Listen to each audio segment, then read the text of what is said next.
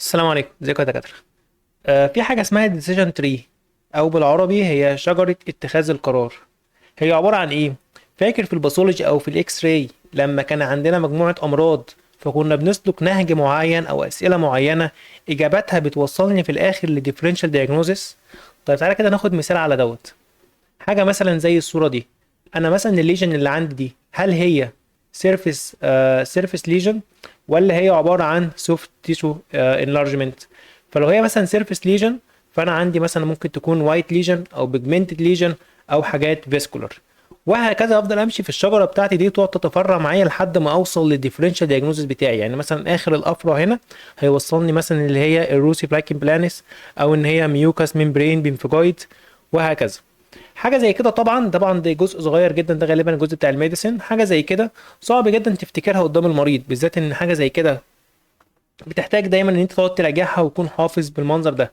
وللاسف مفيش اي سوفت وير سوليوشن ان يقدم لك حاجه شبه دي. طيب احنا تعالى كده نشوف الفكره ان احنا ازاي ممكن نوظف البرمجه في ان هي تساعدنا في حاجه زي دي. انت دلوقتي دكتور قاعد في العياده، وشفت حاجه في الاكس راي شكلها غريب عليك، وانت حابب بس تبقى عارف كده كده تعمل كده كده هتعمل الريفيرال بتاعك. ولكن انت بس حابب تعرف فكره في العموم هل اصلا دي حاجه تخض المريض بحيث ان انا انبهه ان هو لازم يتحرك بسرعه، ولا دي حاجه غالبا ان شاء الله هتكون بناين او حاجه مجرد بس رياكتيف ما فيهاش اي مشكله، ومجرد ان انا اشيل السبب الموضوع هيروح. طيب تعالى كده نشوف. دوت عباره عن سكريبت لبوت موجود على تليجرام. البوت ده الحمد لله تقريبا شغال بقاله سنتين وشويه، مبني بلغه بايثون. تعالى كده نكتب له diagnosis.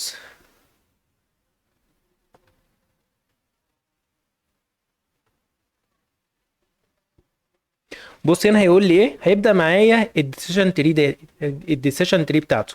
فهيقول لي مثلا الحاجه اللي قدامك دي هل هي هارت تيشو ليجن ولا هي سوفت تيشو ليجن. اقول له مثلا لا، انا مثلا معايا اكس راي فهي هارت تيشو ليجن. هيقول لي طب انت شايف الحاجه دي هل هي ريديولوسنت ولا ريديو بيك ولا حاجات جنرالايزد. هقول له والله انا شايف ان هي مثلا ريديو بيك.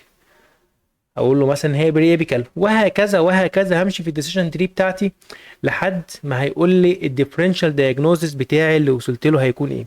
طبعا السكريبت دوت زي ما قلنا انا بنيه بلغه البايثون، والسيرفر اللي بيران السكريبت دوت او السيرفر اللي موجود عليه هو موجود لوكال. انا عامله عندي في البيت باستخدام حاجه اسمها راسبري باي. راسبري ده عامل زي كمبيوتر بس بيشتغل بحاجه زي شاحن الموبايل كده، ويبدا يفضل شغال على طول ايه بالشهور او بالسنين، مفيش اي مشكله. مش هيديك احسن performance، ولكن هو حل كويس لان السيرفرات بتكون غاليه شويه. بص انا هنا وصلت للديفرنشال دايجنوستس بتاعي. هيقول لي والله اللي عندك ده غالبا ممكن يكون مالتيبل كوندنسنج اوسايتس، او مثلا ممكن يكون مالتيبل هايبرسمنتوزس. تمام. طيب تعالى كده نعمل تيست فعلا ونشوف مثلا حاجه. آه ندور كده مع بعض على كيس ونشوف هل فعلا دي حاجه مفيده بالنسبه لي ولا لا.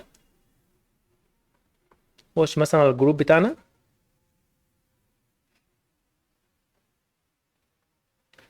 ونعمل سيرش مثلا. يعني السيرش، نعمل سيرش مثلا على كلمة differential، وخلينا مثلا نشوف كيس. مثلا الكيس ديت، انا الكيس ديت دكتور هنا اهوت. آه مش عارف الكيس دي ممكن تكون ايه، او هو ممكن يشك في ايه. طيب خلينا كده نشوف. نفتح البوت بتاعنا، وخلي بالك انا هنا مش بشوف كفاءة السكريبت، وهقول لك فيها. انا هنا بنوضح الفكرة. هو السكريبت تمام وشغال كويس، ولكن هو ممكن يحصل فيه ابجريدز عن كده اكتر بكتير. طيب تعالى كده نشوف ونقول له مثلا كده تاني دايجنوزس، ونشوف ممكن نستفاد من دوت ازاي. هيقول لي انت شايف هارت تيشو ليجن ولا سوفت تيشو ليجن. اقول له لا والله دي حاجه في اللبس فدي سوفت تيشو.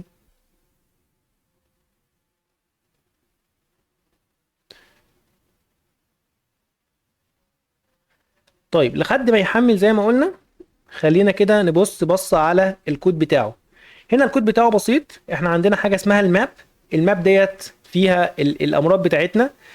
الكفاءه بتاعه التشخيص او الكواليتي بتاعه التشخيص او دقه التشخيص تعتمد على الماب ديت.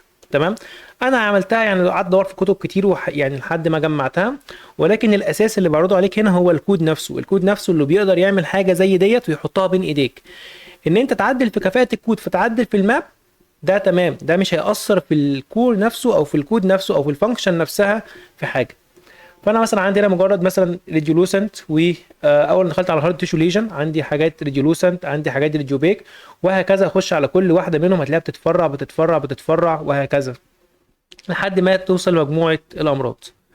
طيب خلينا كده نرجع للكود بتاعنا تاني واقول له مثلا والله قول لي هل هو سيرفيس ليجن ولا هو سوفت تيشو انلارجمنت. لا دوت باين ان هو انلارجمنت، فاختار انلارجمنت.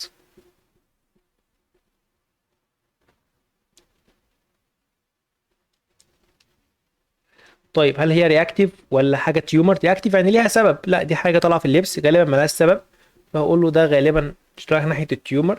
طيب هيقول لي بناين ولا مالجنانت؟ دي حاجه شبهها طبعا اللي هي يكون مالجنانت، لان دي حاجه ملهاش بوردرز واضحه، عامله انفيجن جامد للتيشوز اللي حواليها شكلها نفسه، فهقول له ديت غالبا رايحه ناحيه اللي هي المالجنانت.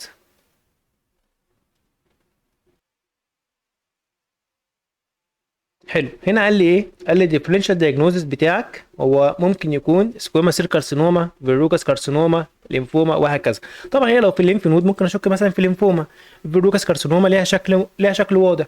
اول اختيار بيكون عندي سكويما سيل كارسينوما. تعالى كده نشوف في الكومنتس هم بيقولوا ايه.